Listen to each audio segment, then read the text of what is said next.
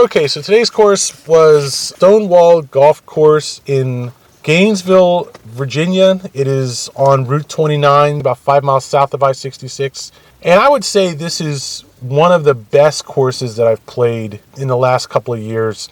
It is a neighborhood woods course, and it is a lanes type course where you have fairways that are pretty much straight lanes. And it has a really good layout. I think it has some very, very good holes. But it has link side borders on the sides of the fairways, about 20 yards off of the fairways. It has a fairly heavy dose of OB between the ridges and the houses that are on the sides of the fairway. And where there aren't houses on the side, there's usually waste. So between the waste and the OB, the course is somewhat tight, but not too tight. It's certainly playable, and I think it's fair. It's a little bit stern, but it's fair in terms of how tight it is. It has a substantial amount of water. You will find holes that have lakes next to the green or in front of the green. It does not have a lot of elevated greens, but almost all the greens have some obstruction right in front of them, either a carry or a water hazard or a big sand trap in front of the green. The greens themselves, however, are usually big and flat and fairly easy, to land on. They're not really fast, and they were aerated on top of that when I played them this time here in mid-October, and not much slope on them at all. I think they were fairly easy to putt, fairly easy to play. The only problem was getting on the greens. The green side rough was very long, almost as long as some courses I've seen where the ball just gets lost down in that rough. The fairway rough was somewhat long, certainly longer than some courses I've seen, and I'd say it was about intermediate length, but the green side rough was definitely, pretty stern. And the OB off the fairway got closer. As you got closer to the green, the OB sort of tightened in around the greens. So there wasn't a lot of space around the greens for you to miss shots. There was some space. It wasn't like it was choked off, but there wasn't a lot of space. And on a lot of the greens, there was a very steep drop off and a lot of waste around the green. So you might have had 25 yards off the green to miss, but you didn't have much more than that. And there was some heavy duty rough and a heavy duty drop off. So the course, I think it didn't use, long carries or very tight layouts or very steep drop-offs. A lot of tricks that I've seen courses use, heavy waste, bushes everywhere left and right to run up the difficulty of the course. It gave you a reasonably fair layout and a reasonably fair arrangement on the fairways, but almost every hole, the greens were guarded. And I think that's what really makes this course tough, is you have to get past a sand trap or water hazard or something to get to the green. And I think that's where the 146 rating comes from. And even that was from the back tees, that's 7,000 yards. And it just isn't that tough of a course. You just have to be careful to keep your shots out of the hazards and out of the traps and get on the green. That was really where the difficulty was. And it certainly was abundant in that sense. It was not an easy course, but it wasn't that hard either. It has some good views, which is nice to see, of Lake Braddock on the back side.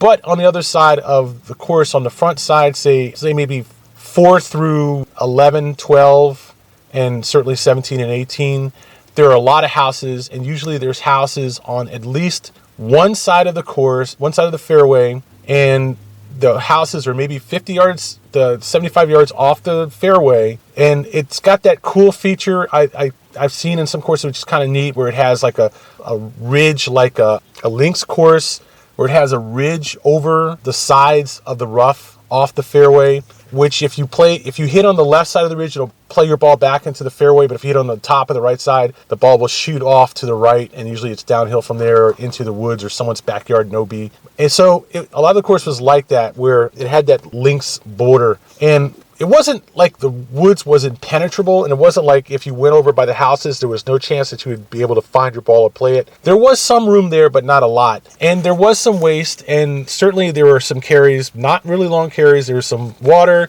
There were some good water approach shots to the greens in some places. Some good carries to par threes, good carries off the tees and par fours. It certainly was, I think, a very good golf course. If you ignore the housing problem, it was a very good golf course. I would have given it an A minus, if it wasn't for the fact that it has so many houses and so tight OB because of the houses. If it were to not have those houses, I can see even the OB being a little bit farther back in places and stuff. It's not like it's always real tight, It's certainly there were places where it was just off the cart path, and and there were places where it was just over the little hills, the link style hills on the sides of the fairways. But it wasn't like it was always that far back. Sometimes it was literally maybe 25, 30 yards off the fairway. The OB was annoying in some places where there was just so much of it, and it was so in your face, let's put it that way. And I think the course has a lot going for it. One of the problems is it has just too much noise, basically, between the little roads that run around the outside of the course. Much like South Riding, there's little neighborhood roads that run around, and you see cars pass behind the green or behind a tee box or next to the fairway or stuff like that. And there's a lot of that. There's enough houses where it's a guarantee you will hear somebody talking in their backyard or on their deck or someone mowing their yard. And I heard many, many people mowing their yards on this course. It was crazy. I would say there were probably about 100 houses or so that are off the course, and at least 10 of them, there was somebody mowing their yard. So that was really kind of annoying. The course I think it's on the dullest flight path. Not a big deal. It was a great round. Really didn't even see any greenskeeper fouling. The only real problem I had was with the people off the course. It just seemed like it was constant lawnmower noise, and every now and then there'd be someone talking or something like that. You can hear them, talking on the back of their house, on their deck. But other than that, not a big deal. I just think this course was really good, and I would have given it an A, at least an A. I would have given it an A if it wasn't for all the housing influence.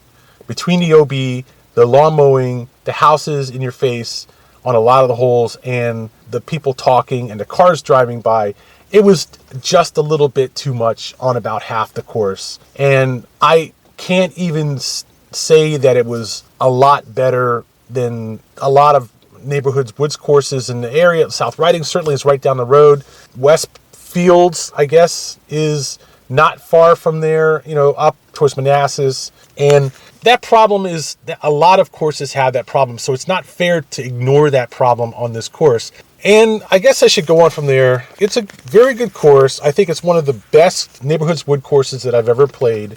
And I'll leave it at that. It's an awesome 18 holes. Okay, awesome. It has a nice clubhouse, very nice dining area, nice sort of cafe bar with a good view out on the 18th green. Small deck, also looking at an 18th green. Nice bathroom, showers, everything. I did see one disgusting thing in there which I had to photograph. Usually the big problem with courses is not necessarily the course, it's the people around the course. It's either the greenskeepers or the people on the course, or the people driving by the course, or the people who live near the course. They're standing, around yapping while you're trying to play, or running their lawnmowers or something, or blowing leaves or whatever. That's usually the problem with a neighborhood course. And that was the case in this case. But on top of that, I would add the OB was very heavy and a little tight, certainly on the course. And also, I think the houses were even more of a factor on this course than on some other neighborhoods woods courses. And I think it has to take strikes for all of that. Even though it didn't have greenskeeper fouling, I still can't give it an A. I have to give it a B plus at the most. And it's a definite B plus. It is a good course. This is a very, very good course. This is the kind of course I would say is the epitome of a neighborhood woods course. It is an excellent course and a very nice neighborhood and a very good waterfront property on a lot of it, and all around, I would say this is if this is not the best neighborhood woods course I've ever played, it is right up there in the top 3. So definite B+ there. Unfortunately, I can't say it's the best golf course that I've played because it's a neighborhood woods course with a lot of houses and a lot of housing noise. So can only give it a B+, but still solid B+. That's Stonewall Golf Course in Gainesville, Virginia.